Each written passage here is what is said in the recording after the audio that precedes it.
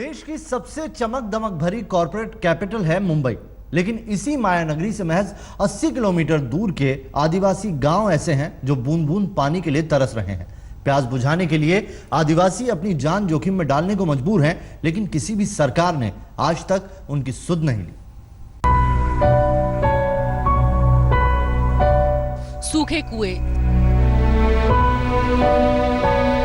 सिर पर पानी रखकर ले जाती आदिवासी औरतें और पानी भरने में अपने माँ बाप की मदद करते ये बच्चे। ये नियति है मुंबई के कर्जत के बांगरवाड़ी गांव की। कुएं से पानी निकालने के लिए ये आदमी अपनी जान जोखिम में डाल रहा है। कुएं के तले में पानी इतना कम है कि बर्तन इस्तेमाल ही नहीं हो सकता, इसलिए एक पत्ती से पानी उठा कर ये अपनी बाल्टी में भर रहा है। गांव में पानी की कमी इन लोगों को रोज ऐसे खतरे मोल लेने के लिए मजबूर करती है। पानी की तकलीफ बहुत है, 65 साल हो गया। अभी कोई शासन भी हमारे पास लक्ष्य नहीं देता, एनजीओ वाले वो भी लक्ष्य नहीं देता, कोई ये बहुत तकलीफ है हमारी। टैंकर आके गया, अभी 1 घंटा हो गया टैंकर आके गया, इसलिए इतना भीड़ है। और पानी भी एकदम गंदा है, उसमें टिशेल नहीं, कुछ नहीं, ऐसा भी डाल के जाता है। ये पीने के लिए, हमारे लिए पीने के लिए पानी नहीं, इसलिए हम ऐसे पीते हैं। इस गांव में 3 कुएं हैं, जिनमें से 2 पूरी तरह सूख चुके हैं। एक कुआं गांव में घुसते ही पड़ता है। जब भी सरकार या एनजीओ यहाँ पानी भेजती है तो इसी कुएं में डलवा लिया जाता है। जब हम उस कुएं को देखने पहुँचे तो यहाँ काफी भीड़ जमा थी, क्योंकि थोड़ी देर पहले ही एक सरकारी टैंकर यहाँ पानी डालकर गया था। इससे पहले यहाँ टैंकर अप्रैल महीने में पानी देने के लिए आया था, इसलिए आप समझ सकते हैं कि इतनी भीड़ क्यों जमा है। हर कोई ये दुआ कर रहा है कि पानी खत्म होने से पहले उसका नंबर आ जाए। इसके बाद हम नजदीक के दूसरे गांव मोरेवाड़ी पहुँचे। यहाँ 100 से 150 आदिवासी रहते हैं। यहाँ भी हमें लोग बर्तन हाथ में लिए टैंकर का इंतजार करते मिले। लोगों को कुछ देर पहले ही खबर मिली थी कि एनजीओ वाले पानी का टैंकर लेकर आने वाले हैं। जैसे ही पानी पहुंचा, पानी के लिए जद्दोजहद शुरू हो गई।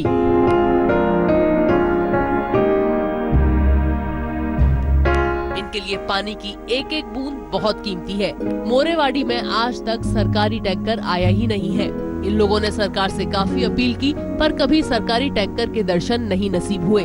ऐसा नहीं है कि यहाँ बारिश कम होती हो, बारिश अच्छी होती है, इसीलिए यहाँ चावल की फसल की जाती है, पर चट्टानी सतह होने के कारण मिट्टी पानी को बांध नहीं पाती और पानी बह जाता है। ये बारे में सरकार बहुत उदासीन लगती है। ये पिछले 5-6 सालों से हमने सरकार से भी बहुत बार पत्र व्यवहार किया है, लेकिन कुछ फ्रूटफुल ऐसा कुछ निकला नहीं है। लेकिन फिर भी हम लोगों ने अपनी तरफ से, हमारी जो संस्था है उसके बैनर के नीचे हमने हमारा काम शुरू रखा है।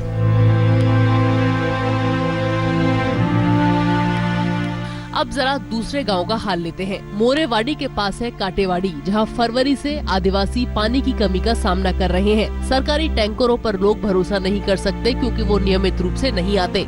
पानी बचाने के लिए यहाँ के लोगों ने अपना नियम बना लिया है। गांव के 3 कुओं में से नवंबर तक एक कुएं के पानी को हाथ नहीं लगाया जाता। 2 कुएं का पानी खत्म होने के बाद ही नवंबर से तीसरे कुएं के पानी का प्रयोग सिर्फ पीने के लिए किया जाता है।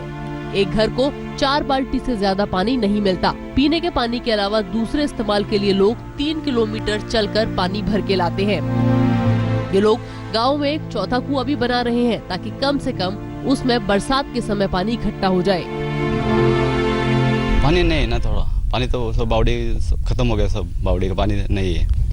एक बावड़ी तो हमारे पास है, वो हम हर दिन 4-4 हंडा बांट के लेता है हर दिन। तो हर घर को सिर्फ 4 हंडा मिलता है, हर घर को 4 हंडा मिलता है सब।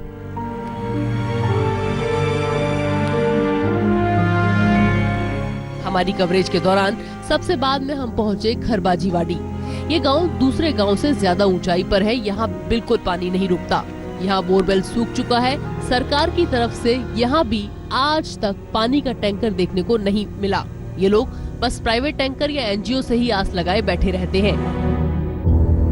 हमें सरकार से इतना ही चाहते हैं कि हमारे को पानी दे, या पाइपलाइन दे, नहीं तो कुछ तालाब और वीर के बावड़ी जैसा कुछ बांध के देना पड़ते हैं। आप मेरे पीछे देख सकते हैं कि जब यहाँ पे एनजीओस के माध्यम से या प्राइवेट टैंकर्स जब आते हैं तो लोग पानी पर कैसे टूट पड़ते हैं, क्योंकि पिछले 3 दिनों के बाद जो है वो आज यहाँ पे इस टैंकर के माध्यम से पानी आया है।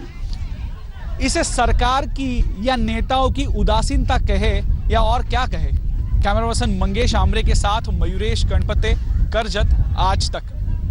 एक देश एक टैक्स की राह में आज महाराष्ट्र भी शामिल हो गया। विधानसभा के विशेष सत्र के आखिरी दिन आज जीएसटी बिल को हरी झंडी मिल गई।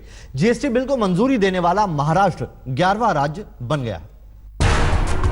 सारे टैक्स से जीएसटी की तरफ जाने को मुख्यमंत्री देवेंद्र फडणवीस ने एक ऐतिहासिक क्षण बताया। राज्य सरकार के मुताबिक इस बिल से महंगाई घटेगी और पारदर्शिता बढ़ेगी। इस बिल के लागू होते ही महंगाई इंडेक्स में आ जाने वाली 53% चीजों पर कोई टैक्स नहीं लगेगा और 32% पर सिर्फ 5% टैक्स लगेगा।